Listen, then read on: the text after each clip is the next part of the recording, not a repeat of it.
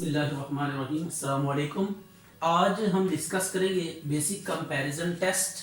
Basic comparison test क्या होता है? If a and b n summation b n be two positive term series such that if a n is less than b n and b n converges, यानी बड़ी series की आप हमेशा क्या देखा करेंगे? कन्वर्जेंट।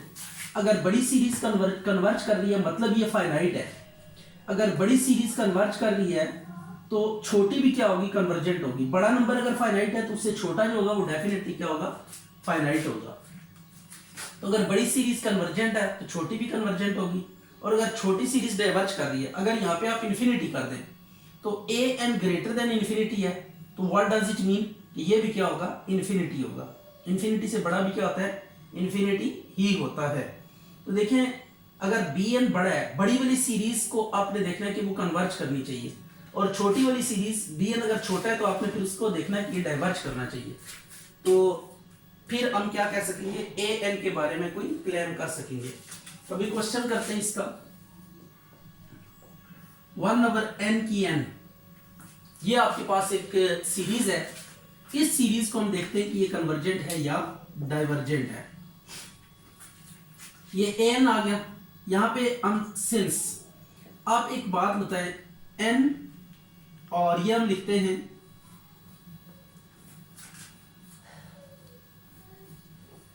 टू की power n, which one is greater? n की पावर n ग्रेटर है या 2 की पावर n ग्रेटर है? ये बात याद रखनी है। n यहाँ पे नेचुरल नंबर है, तो अब इन दोनों के दरमियान हम रिलेशनशिप देखना चाहेंगे। इसका अगर 1 की पावर 1 रखें तो 2 की पावर 1 ये बड़ा है। अगर 2 रखें, 2 की पावर 2 4, और यहाँ पे 2 4 इक्वल हो जाता है। फिर 3 रखें, 3 की पावर 3 27, 2 की पावर 3 8, तो इट्स मीन ये वाली साइड क्या हो जाती है? बड़ी हो जाती है। For all n is greater than equal to 3, 3 से बड़ा कोई नंबर अगर आप n की जगह पे रखेंगे तो ये रिलेशनशिप यहाँ पे क्या करेगा? होल्ड करेगा। या आप ऐसे भी लिख सकते हैं n का स्क्वायर, इस तरह भी आप लिख सकते हैं। 2 की n लिखें या n की 2 लिखें, कोई इसमें फर्क नहीं है। आप दोनों तरीकों से इसको एक्सप्रेस कर सकते हैं। अब आप रेसिप्रोकल ले रहे हैं। जब रेसिप्रोकल लेते हैं तो ये इनइक्वालिटी क्या हो जाती है? रिवर्स हो जाती है। ये आ गया 1/n की n is less then 1/n square. अब ये अगर आप गौर करें तो ए एन वाली सीरीज है, और इसको हम क्या कर लेते हैं? बी एन कर लेते हैं। अब बी एन को देखते हैं क्या है? सिंस बी एन, अब जो बड़ी सीरीज होगी ना, बी एन अगर बड़ा है तो आप देखेंगे कि वो कन्वर्ज कर रहा है कि नहीं कर रहा। ये बी एन, इसको समीशन लगा के हमने बी एन कह दिया, तो इस पी सीरीज, ये आपके पास क्या है? पी सीरीज है with P is equal to 2, ये ग्रेटर देन 1 है, so converges by P test. P test से ये सीरीज क्या कर दिया? कन्वर्ज कर दी है। अब देखें बी एन वाली, ये बी एन वाली सीरीज बड़ी भी है, बड़ी है, ग्रेटर वाली साइड पे आ रही है। बी एन बड़ा भी है और ऑन द अदर एंड ये कन्वर्ज भी कर रहा है। तो देखें बी एन बड़ा हो और कन्वर्ज करे तो ए एन वाली सीरीज भी क्या करती है? कन्वर्ज करती है। So bye basic comparison test A N also converges. तो ए एन क्या कर देगी? कन्वर्ज कर देगी। ये था जी basic comparison test. Basic comparison test बहुत ही लिमिटेड केस में हम यूज करते हैं, क्योंकि इसको यूज करना सम टाइम काफी मुश्किल हो जाता है, बिकॉज इसमें हमने करना ये होता है कि इनइक्वालिटी एक डेवलप करनी होती है। बी एन हम इस तरह एज्यूम करते हैं, पी या ज्योमेट्रिक सीरीज में से कोई सीरीज बननी चाहिए बी एन वाली। और दूसरी बात है कि इसमें आपने ये भी देखना होता है, सबसे मुश्किल काम इसमें इनइक्वालिटी डेवलप करना है। तो हम कोशिश किया करेंगे कि इस टेस्ट को हम कम ही अप्लाई करेंगे, ज्यादातर हम जो है ना दूसरे टेस्टों का सहारा लेंगे। अब n यहाँ पे 1/n फैक्टोरियल है। अब देखिएगा सिंस n फैक्टोरियल, और यहाँ पे फिर दोबारा हम कर लेते हैं n की 2, कौन बड़ा होगा? अगर तो 2 रखें यहाँ पे तो ये बड़ा हो जाएगा, 2 2 4 हो जाएगा। अगर 3 रखें तो 3 का फैक्टोरियल 6 होता है और 3 का स्क्वायर 9 होता है, स्टिल बड़ा है। 4 रखें, 4 का फैक्टोरियल 4 3 12 24 होगा, और 4 का स्क्वायर कितना हो जाएगा? 16 हो जाएगा। तो अब इस केस में ये क्या हो गया? ग्रेटर हो गया। For n is greater than equal to 4। हमने इन्फिनिटीज पे बिहेवियर चेक करना है, तो ये इनइक्वालिटी हमने इन्फिनिटी के अगेंस्ट देखना होती है कि इन्फिनिटी के अगेंस्ट इसका क्या बिहेवियर होगा। तो फाइनाइट नंबर ऑफ वैल्यूज को अगर आप इग्नोर भी कर देते हैं तो इससे कोई फर्क नहीं पड़ता। तो n is greater than equal to 4, तो आपको पता ही है कि इन्फिनिटी 4 के बाद ही आता है, तो हमने इसलिए n is greater than equal to 4 वाला केस लेके हमने इसको कर लिया। अगर 5 फैक्टोरियल रखें यहाँ पे, 5 फैक्टोरियल 120 आएगा, 5 का स्क्वायर आपको पता है 25 आता है, यहाँ पे 6 रखें तो वो 720 हो जाएगा 6 फैक्टोरियल, और ये 6 का स्क्वायर 36 हो जाएगा। तो ये मतलब आगे जो भी आप रखेंगे तो ये वाली वैल्यू बड़ी ही होगी और ये छोटी ही होगी, तो इन्फिनिटीज पे ये रिलेशनशिप होल्ड करेगा। अब इसका भी हम क्या ले लेते हैं, रेसिप्रोकल ले लेते हैं, ये आ गया 1/n स्क्वायर। अब देखें since bn is equal to 1/n square is p series with p, इसकी जो पावर है वो 2 ग्रेटर देन 1 है, so converges by p test, hence by basic comparison test an also converges। तो an क्या करेगी, कन्वर्ज करेगी। आपने कौन सा टेस्ट यूज किया यहाँ पे, बेसिक कंपैरिजन टेस्ट आपने यूज किया। अब हम देखते हैं एक और क्वेश्चन में ये बेसिक कंपैरिजन टेस्ट अप्लाई करने की कोशिश करते हैं। तो 2 की n और 3 की n प्लस 1, इसमें हम देखते हैं कि कैसे हम बेसिक कंपैरिजन टेस्ट अप्लाई कर सकते हैं। तो सिंस आप एक चीज देखें, 3n प्लस 1 और 3n, इन दोनों में से कौन ग्रेटर है, 3n प्लस 1, इसमें एक ज्यादा है, तो मतलब ये वाली साइड क्या है, ग्रेटर है। अब 2n से दोनों तरफ क्या कर दे, डिवाइड कर दे, 2 की पावर n से डिवाइड कर दिया दोनों साइडों पे, और फिर रेसिप्रोकल ले ले, रेसिप्रोकल ले तो ये आ जाएगा 2 की पावर n, 3 की n plus 1 is less then 2 की n और 3 की n। तो अब इसको फर्दर हम कैसे लिख सकते हैं, 2 की n और 3 की n plus 1 is less then 2/3 की पावर n। अब यहाँ पे bn वाली सीरीज जो बनी है वो कौन सी सीरीज है, ये देखना पड़ेगा। bn 2/3 की n इज ज्योमेट्रिक सीरीज, ये ज्योमेट्रिक सीरीज है विद, और इसमें 2/3 लेस देन 1 होता है। ये देखिएगा p सीरीज में सिर्फ हमने p को देखना होता है कि ग्रेटर देन 1 हो तो तब सीरीज कन्वर्जेंट होती है। बाकी जितने भी टेस्ट है उन तमाम टेस्टों में हमने जब भी कंपैरिजन देखना है लेस देन 1 के लिए कन्वर्जेंट होगी।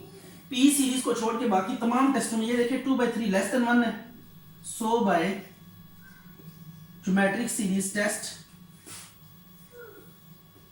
an converges, तो hence by basic comparison test, sorry ये bn के बारे में लिखना था, an also converges, ये भी क्या करेगी, कन्वर्ज करेगी। तो ये आपने कन्वर्जेंस को ध्यान में रखना है कि किस तरीके से हम सीरीज की कन्वर्जेंस या डाइवर्जेंस को स्टडी कर सकते हैं। अच्छा जी, इसी को हम अप्लाई करते हैं अब एब्सोल्यूट टर्म सीरीज के ऊपर, उनकी कन्वर्जेंस डाइवर्जेंस को हम देखते हैं कि बेसिक कंपैरिजन टेस्ट से हम कैसे स्टडी कर सकते हैं। क्वेश्चन नंबर 8, ये 8.4 का क्वेश्चन नंबर 8 है, sin √n divided by n³ plus 1, ये अब आपके पास आ गया। अच्छा एक बात याद रखनी, हमने बेसिक कंपैरिजन, ये इस पे ना हमने एब्सोल्यूट कन्वर्जेंस या डाइवर्जेंस चेक करनी है, ये आ गया n³ प्लस 1। अब हम लिखिए सिंस साइन की जो वैल्यू होती है ना, साइन की, ये बात आप याद रखिएगा, हमेशा लेस देन इक्वल टू 1 होती है, ठीक है। साइन की वैल्यू हमेशा लेस देन इक्वल टू 1 होती है, चाहे इसके ऊपर मॉड डालें या ना डालें। तो दिस इंप्लाइज, अब यहाँ पे आप एक काम करें, sin √n n³ प्लस 1 इधर भी डिवाइड कर दें और ये इधर भी डिवाइड कर दें। अच्छा आप इसको अगर चेक करें ना, एग्जामिन करें, तो ये लेस देन होगा 1/√n की n³ का स्क्वायर रूट, ये बात आपने ध्यान में रखी कि ये इस तरह, ये कैसे हो सकता है, आप ऐसे लिखे, देखें n क्यूब प्लस 1 और n क्यूब, कौन बड़ा है इन दोनों में से, ये बड़ा है ना, ये लिखा, फिर दोनों तरफ स्क्वायर रूट अप्लाई कर दिया, ये स्क्वायर रूट अप्लाई कर दिया, और फिर रेसिप्रोकल ले ले, ये ले लिया रेसिप्रोकल, ये ले। तो जब रेसिप्रोकल आपने लिया तो आपने देखा कि ये चीज जो है ना, ये यहाँ पे फिक्स किया हमने। तो अब हम इसको ऐसे लिख सकते हैं, sine under root n over n cube plus 1 is less than 1 over n की 3/2। तो हम लिखे सिंस ये बड़ी सीरीज है bn वाली, तो बड़ी की हम क्या देखते हैं, कन्वर्जेंस देखते हैं। 1 ओवर एन की 3/2 is p series with p is equal to 3/2, 3/2 क्या ग्रेटर देन 1 है, so converges by p test, hence by basic comparison test a n mod, इस पे mod अप्लाई करें क्योंकि absolute convergence, a n mod converges। तो अब आपने final क्या लिखना है, hence series converges absolutely. Series कैसे कन्वर्ज करेगी, अब्सोल्यूट कन्वर्ज करेगी। अच्छा, इससे पहले हम डिस्कस कर रहे थे convergence divergence of series, positive term series देखी, फिर उसके बाद हमने अल्टरनेटिंग टर्म सीरीज देखी, और फाइनली हमने पावर सीरीज की कन्वर्जेंस डाइवर्जेंस डिस्कस की, उनके कॉरेस्पॉन्डिंग टेस्ट्स को हमने स्टडी किया। अब हम सीक्वेंस की कन्वर्जेंस और डाइवर्जेंस के बारे में स्टडी करने लगे, और ये हम सीखेंगे कि सीक्वेंस की कन्वर्जेंस डाइवर्जेंस, ये बात आपने सबसे पहले अपने ध्यान में रखनी है कि सीक्वेंस की जो कन्वर्जेंस या डाइवर्जेंस होती है वो इंटायरली डिफरेंट है from the convergence and divergence of all types of series. तो ये सीक्वेंस का सबसे पहले आपको कॉन्सेप्ट होना चाहिए कि सीक्वेंस क्या है और सीरीज क्या है। यहाँ पे सीक्वेंस और सीरीज में कैसे डिफर करेंगे, तो सीरीज जितनी भी है उन पे सम आपको नजर आएगा। ये अगर आपके पास एक सीरीज है, इसमें अगर आप नोट करें तो आपको समीशन साफ नजर आ रहा है। अगर मैं इस समीशन को हटा लूं और इसको ऐसे लिखूं तो अब ये सीरीज नहीं है बल्कि ये क्या बन गया, सीक्वेंस बन गया। तो अगर कोई क्वेश्चन आपको इस शेप में नजर आए कि उसके साथ समीशन नहीं लगा हुआ तो वो क्या होगा, सीक्वेंस होगा। तो सीक्वेंस की कन्वर्जेंस डाइवर्जेंस को स्टडी करने के लिए आपने क्या करना है जी, डिफरेंट क्राइटेरिया यूज करना है। तो सबसे पहले आपने सीक्वेंस की कन्वर्जेंस के तकरीबन 3 रूल्स हम यहाँ पे स्टडी करते हैं। पहला रूल ये कि कोई भी सीक्वेंस जिसकी लिमिट फाइनाइट हो एट इंफिनिटी, वो सीक्वेंस क्या होता है, कन्वर्जेंट होता है। अगर आपने ये आपके पास है कोई सीक्वेंस है, इसकी आपने लिमिट कैलकुलेट की, एल लिमिट आई आपके पास, अगर एल आपके पास क्या है, इज फाइनाइट एंड यूनिक, ये फाइनाइट भी और यूनिक भी है, एक से ज्यादा लिमिट्स नहीं होनी चाहिए, at n approaches to infinity, तो ऐसे सीक्वेंस को हम क्या कहेंगे, कन्वर्जेंट कहेंगे। ए एन कन्वर्जेस, तो ये हो गया। अब दूसरा सीक्वेंस, समटाइम ऐसा होता है कि लिमिट कैलकुलेट करना हमारे पास में नहीं होता, ये मुश्किल होता है, तो एट दैट टाइम हम क्या करते हैं, बाउंडेडनेस चेक करते हैं। कोई भी अगर आपके पास इंक्रीजिंग सीक्वेंस है, वो बाउंडेड है, तो वो अपने सुप्रीमम को क्या करेगा, कन्वर्ज करेगा। ठीक है, increasing and bounded sequence, increasing and bounded sequence converges to its supremum, ये अपने सुप्रीमम को क्या करेगा, जाके कन्वर्ज करेगा। और अगर ये डिक्रीजिंग सीक्वेंस है, ठीक है, पहला केस इंक्रीजिंग वाला था, दूसरा डिक्रीजिंग वाला था, decreasing and bounded sequence converges to its infimum, यानी सबसे जो लीस्ट वैल्यू होगी उसको जाके क्या करेगा, कन्वर्ज करेगा। और अगर कोई बॉन्डेड सीक्वेंस है और इंक्रीजिंग है तो वो अपने सुप्रीमम को जाके कन्वर्ज करेगा।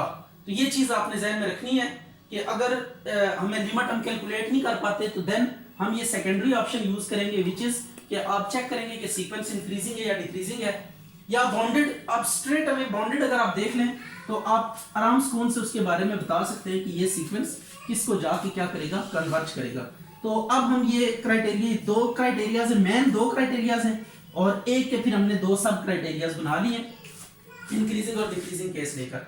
ए n is equal to 1/√n² + 3। इसके ऊपर आप लिमिट अप्लाई कर दें, स्ट्रेट अवे लिमिट लगानी है, कोई और छेड़खानी इसके साथ नहीं करनी। तो ये आपने लिमिट अप्लाई कर दी n² + 3, ये आ गया 1/∞, 1/∞ 0 के इक्वल आ गया। तो limit n approaches to infinity a n, तो ये अब 0 एक फाइनाइट फिक्स रियल नंबर है, तो दिस इंप्लाइज सीक्वेंस कन्वर्जेस। ये सीक्वेंस क्या कर गया, कन्वर्ज कर गया।